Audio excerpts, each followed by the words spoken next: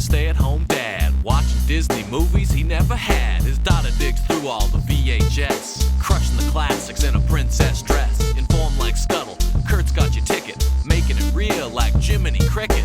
Most are off the Captain Hook, but if the Tweedledum, he'll be taking more shots than Bambi's mom. Leaves him raised like Simba, or cracked like the beach dishes. He'll show you a whole new world, you won't need 3 wishes.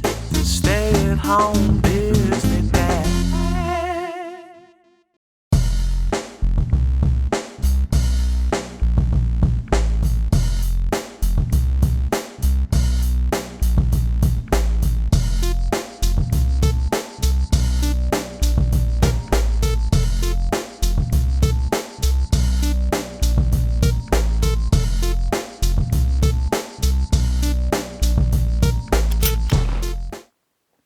Well, we start on Mars, but I'd rather be on your anus. Yes, look at that. Record time. I have a strong suspicion. My favorite Martian is going to be one of my least favorite Disney movies. We press play, there's no ads, feature presentation. There's some Mars rover thing collecting rocks. They lose transmission just as it gets to the top of the hill, revealing a giant metropolis on Mars. There's buildings, there's people, it's all there. And some guy takes off. Back on Earth, we meet Jeff Daniels, who is Tom O'Hara or something. I'm just going to call him Jeff Daniels or Dumb and Dumber throughout, okay? He's a bumbler right out of the gates. And then there's this guy.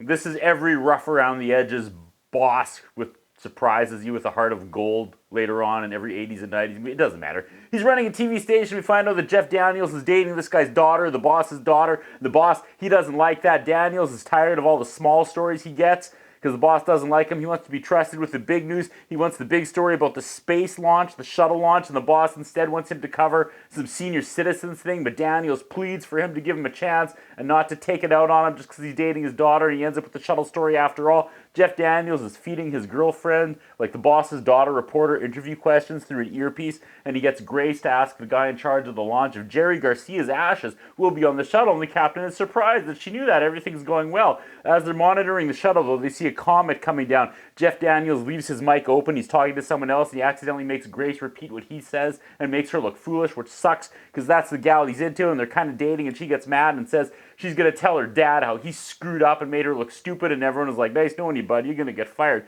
He drives home. A UFO crashes on the highway beside him, the thing that left Mars. Grace drives up behind him. She's like, there's been a plane crash. And she says, that's terrible because we don't have a camera. There's this red alien hiding around the corner, and Tim/Jeff finds a piece of spaceship. This Grace girl is a total hag, right? Like, we get it. We don't like her. The red alien thing takes a human form, and it's Doc Martin. Or no, Doc from Back to the Future. Doc Brown. I just reviewed a Disney movie with this guy not too long ago. Angels in the End Zone. Hashtag sportsball fall. He gets home and his neighbor, Mrs. Brown, brought him some of her famous brownies, hey now, and reminds him of the upcoming rummage sale. She looks into the camera and she says it, so I feel like that's some kind of foreshadowing. Daniels listens to his answering machine, and yep, he did get fired. In his trunk is alien Doc Brown, who sneaks into his house, and he's a bumbler as well. Tom/Jeff here's the alien, but he can't see him. He ends up cracking his skull open with a golf club. Oh, and then he gets up and like disappears again, except for his suit. And Greg Daniels starts beating the shit out of an empty spacesuit. They're fighting, and then naked Doc Brown sneaks up behind him and knocks him out. His suit is like a separate person. Like Doc Brown and his suit talk back and forth, and the suit is voiced by Newman, and that's weird. His other female friend from work stops by. This female camera op stops by, and for 1999, having a female camera op in the news was pretty progressive. And the alien takes Tim's form and walks out naked in front of her, and that was kind of funny. He tries making out with her, and he's like, "Wait, you're not my sister, are you?"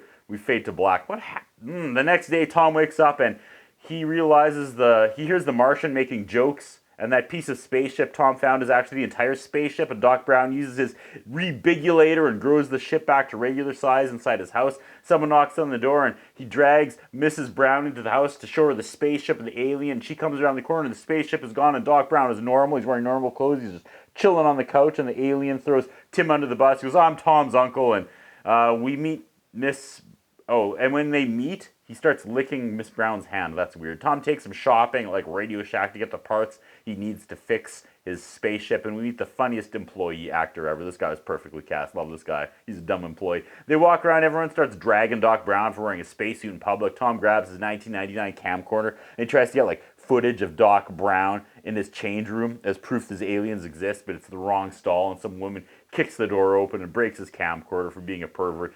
He bought new clothes but left suit alone in the change room, and some hot girl comes in, and every time she bends over, the spacesuit spanks her in the ass. This is happening in a Disney movie, and it's like raunchier than it sounds when I say it. The suit is now looking at female outfits, like empty clothes, and he's like, ooh, a size 6 and never been worn. And keep in mind, this is all in Newman's voice, okay?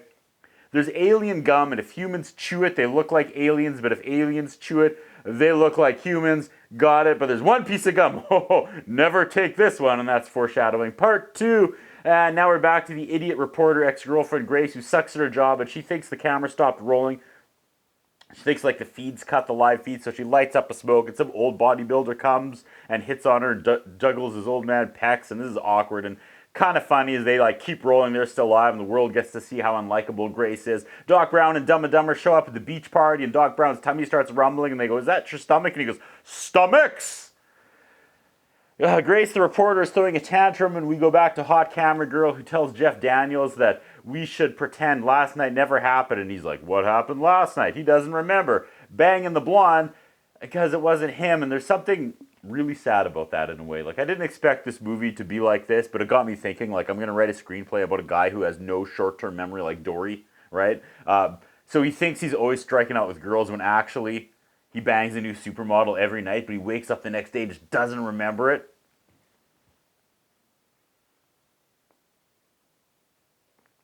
Also, an alien tricked this woman into having sex with it, so... My favorite Martian. Now we meet the men in black. These guys show up. Grace, they shoot her in the neck and she passes out like they give her a terrifying. They drag her away. Back at the apartment, Lloyd is hungover and shirtless and trying to fix a spaceship. He's oddly jacked for his age, this guy.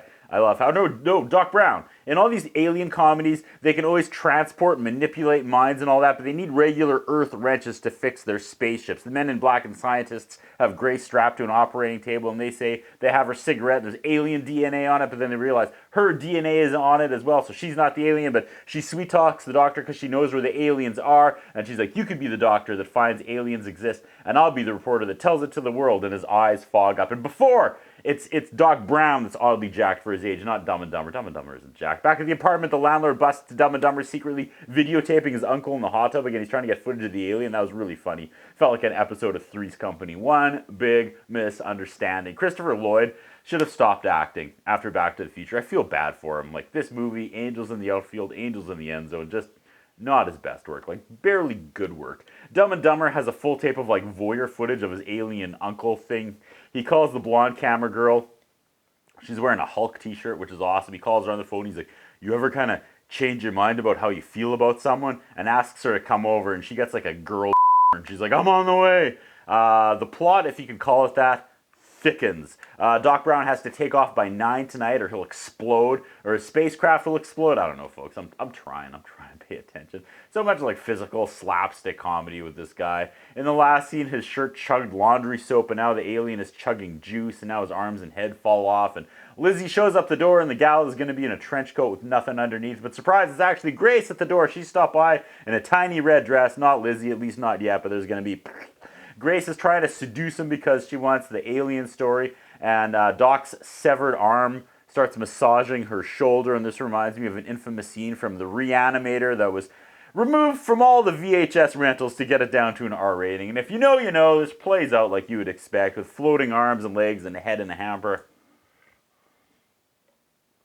With his head in the sink later, Doc reveals that the other night, he reveals it was the other night when he took over his body, or took the form of his body, he smashed Lizzie, who just showed up in a tight dress, and Grace found the videotape with the alien footage on, so she like walks by Lizzie all sultry. She's like, I got what I wanted, and she leaves, and Daniels comes out, and Lizzie's crying. She whips a glass at him, because she thinks he called her over, but banged Grace before she got there, and he's like, that guy was a Martian! You kissed the other night, him, not me! And she punches him and says, if there's anything kinky on that videotape between you and I that you gave Grace, you better get it back.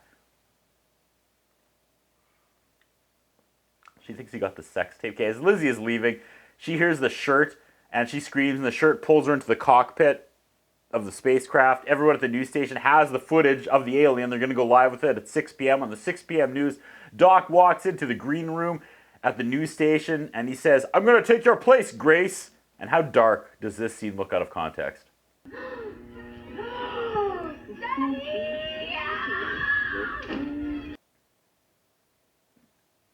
Not good. Doc, as Grace comes out to read the news, and they're going live, and we see the real Grace Channing is tied up in a room, and they make him spit out the gum right at the buzzer to read the news. But of course he spits out the gum, and he starts turning back into an alien as Dumb and Dumber crawls under the desk. And what?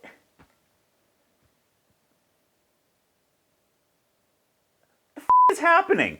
All sorts of hijinks ensues as they manipulate the cameras and footage, and the live newscast is chaos, and they find the real Grace tied to her chair in the green room, and we get this now. I think Miss Channing might have been contaminated by the alien. I'm just going to give her a quick examination. Be a moment. This is the rappiest Disney movie I've ever seen in 317 weeks. They run back to the apartment and the ship is gone. There's only 2 hours until the ship explodes. We tie back to the rummage sale thing, and I guess the landlady took the small ship thinking it was part of the rummage sale or whatever. It doesn't matter. They get it back, and the doctor and the police are chasing them. The doctor, they need to get out of it. The doctor's chasing them. He's all relaxed, having a cigarette after that last scene. We get to the car chase part of this, and the alien shrinks the car, and it goes speeding through the street and into the sewer drain. He asks for, like, almost the flux capacitor. He doesn't quite say flux capacitor, so he doesn't get sued. They end up in a toilet, and some fat guy pulls his pants down and sits on, and he's ready to take a dump. And they use the rebigulator to get out of the situation, and the car comes crashing through the bathroom and the wall of the house as it grows to full size. And as dumb and as low-hanging and stupid, as low-hanging fruit and stupid as that scene was, it was actually really impressive how they shot that in 1999. I'll give them that. The Martian now Max on the landlady. The ship is going to blow up right away, and he's using car parts from Dumb and Dumber's car. When the nerd doctor and the men in black show up and abduct Doc, the alien, they start to operate on him, and the spaceship expands, and Lizzie and the shirt are released. Lizzie releases Dumb and Dumber from his holding cell, and then Van Damme and Van Damme show up with guns, and they fight the empty suit, and the second Van Damme guy shoots holes through the shirt, and that's terrifying. Then Van Damme starts beating up Dumb and Dumber, but the tables turn, and the two are beating up Dumb. Then Lizzie gets the gum and becomes an alien. The CGI takes over, and she actually eats one of the guys. This is what's happening, but it's nonsense. It doesn't matter. Let's get to the ending. She returns to normal, and they creep into the operating room, and the alien is dead, like Doc Brown's dead, but the blonde Dumb and Dumber and Newman and the spacesuit, they bring him back to life. They bust him out, they get him to a spaceship, and he fixes it, and he's about to get in, and Dr. Colley, the guy with the foggy glasses, has an automatic rifle, and he's like, "Get out of the spacecraft." He goes, "I'm going to get proof that aliens exist, dead or alive." Suddenly, the machine gun flies out of his hand, and this other weird dude who is one of the men in black, someone I haven't talked about since the start of this movie because I didn't think he was important, is suddenly important. This guy, I know he's important, so I looked him up. He's like a famous actor. He's actually Ray Walston, who was in the original My Favorite Martian TV show from the 60s, and this was his last major role before he died, folks. Anyway, this guy was also a secret Martian the entire time, and he wants to catch a ride home with Doc, and that's what they do. Dr. Colley finds a piece of gum they dropped, and he eats it and becomes an alien just as the SWAT team shows up, and they're supposed to kill the alien, and they think Dr. Colley is an alien because he had the gum, and they mass tranquilize him, and then we go to the future. On the news, Grace and her followers are parodying X-Files, chanting, "The truth is out there, the truth is out there," because she's an alien crackpot now after what she saw, and that's funny. Back at the apartment, not to body shame at all, but this blonde actress, widest shoulders I've ever seen. Amazing. They start making out, and then Doc Brown and the suit come back to land, and they land in the driveway, and they decided they want to stay on Earth with them after all. Suit flies the craft away, leaving Walker Doc Brown, and he's being the annoying roommate already. I guess the suit didn't go. He's sitting in the machine, washing, vibrating, and we hit black. Not fade to black, just suddenly black. Yeah, based off the TV series, Elizabeth Hurley, Daryl Hannah, Jeremy Hotz. I thought that was him in a small role. Oh, that was a rough one, but we did it. No tape Left unwatched in the bin. Keep going. Let's keep going. That's what I think about. What do you think? What we have is a concern about Curtis Anderson. His interviewing style is not the best. His personal appearance is not the best. I was wondering if the man has some kind of a hold over the channel that he's allowed to be employed for so long with the standards of journalism and personal appearance that he has. Thank you. Okay, Macy.